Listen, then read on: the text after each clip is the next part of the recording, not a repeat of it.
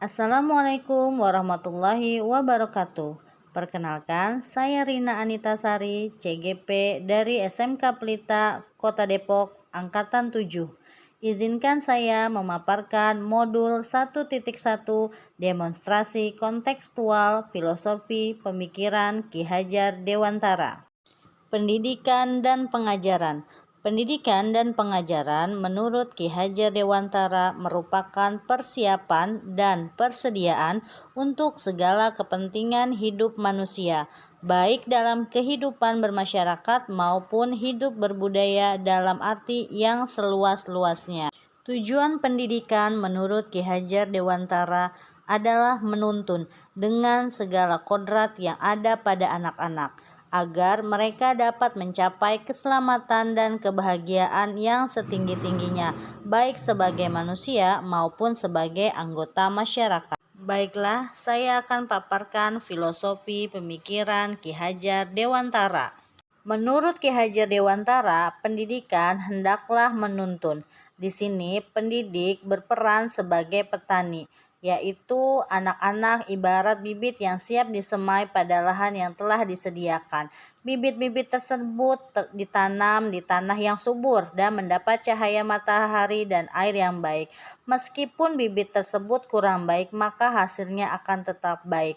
Akan tetapi sebaliknya, meskipun bibitnya baik, jika seorang petani tersebut tidak memberikan cahaya dan air yang cukup, maka hasilnya akan kurang bagus. Selanjutnya adalah pendidik sebagai pamong. Dalam hal ini, seorang pendidik hendaklah memberikan tuntunan kepada peserta didik dan memberikan kebebasan dalam pembelajaran.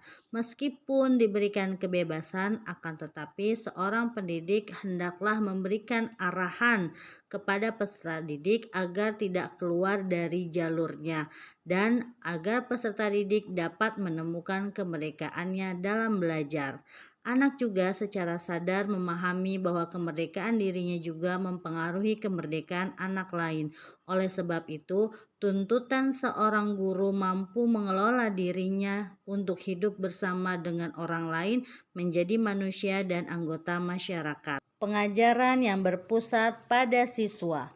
Anak adalah manusia yang merdeka, merdeka yang bertanggung jawab. Manusia yang merdeka adalah manusia yang hidup atau batinnya tidak bergantung dengan orang lain, akan tetapi bersandar pada dirinya sendiri. Hendaklah seorang anak belajar tanpa tekanan, dapat menyampaikan pendapatnya dan mengembangkan kreativitasnya. Di sini, dalam pendidikan yang berpihak pada anak, seorang pendidik hendaklah bebas dari segala ikatan dengan suci hati mendekati sang anak, bukan untuk meminta sesuatu hak, melainkan untuk berhamba pada anak. Kita ketahui bahwa tujuan dari pendidikan adalah menuntun anak untuk menebalkan garis samar-samar agar dapat memperbaiki lakunya untuk menjadi manusia yang seutuhnya. Kodrat alam dan kodrat zaman. Kodrat alam berkaitan dengan sifat dan bentuk lingkungan di mana anak berada.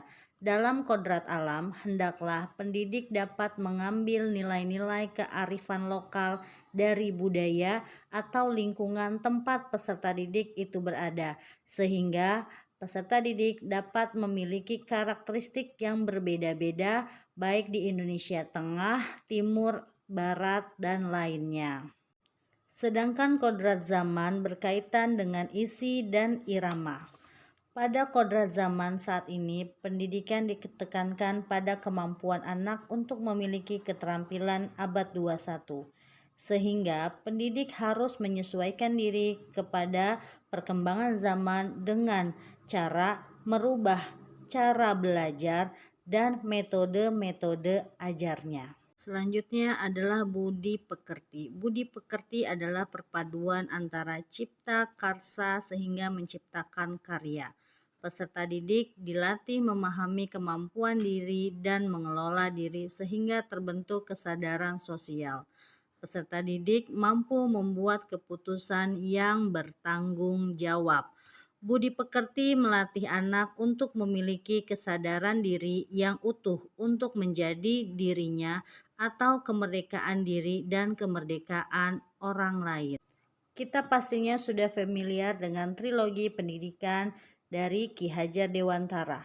Yang pertama ada Ingarso Sungtulodo, artinya di depan memberi contoh.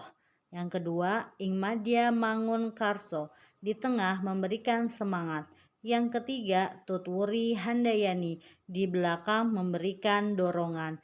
Nah, di sini posisi pendidik berada di belakang, memberikan dorongan serta menjadi fasilitator terhadap peserta didik.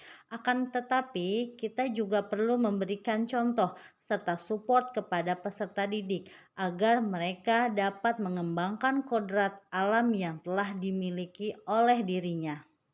Berikut penerapan pemikiran Ki Hajar Dewantara dalam pembelajaran. Dalam pendidikan yang menuntun, di sini kami telah melakukan kegiatan ekstrakurikuler dan pembiasaan sehingga dapat mengarahkan peserta didik terhadap kodrat alamnya.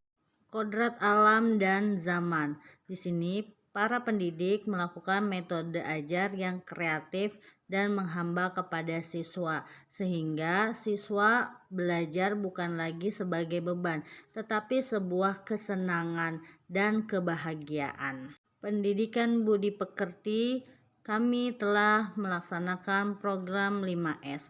Senyum, sapa, salam, sopan, dan santun yang dilaksanakan oleh para peserta didik dan juga para pendidik. Demikianlah pemaparan dari demonstrasi kontekstual pada filosofi pemikiran Ki Hajar Dewantara.